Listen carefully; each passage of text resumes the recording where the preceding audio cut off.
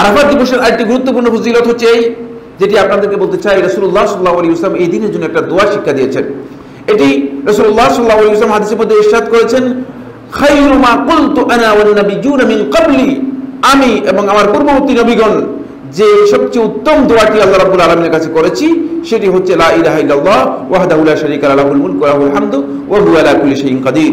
এই দোয়াটি হাজী যারা রয়েছেন আরাফাতের ময়দানে তাও বেশি বেশি এই দোয়া করবেন, আর যারা হাজী নন হাজী তাও বেশি বেশি করে এই দোয়াটি করতে পারবেন। যেহেতু রাসূলুল্লাহ সাল্লাল্লাহু আলাইহি ওয়াসাল্লাম একথা স্পষ্ট করে বলেছেন যে আরাফাত দিবসের এটা হচ্ছে সবচেয়ে উত্তম দোয়া, সুতরাং এটি যারা হাজী নন তারাও এই দোয়া এদিনে বেশি বেশি করে করতে পারবেন।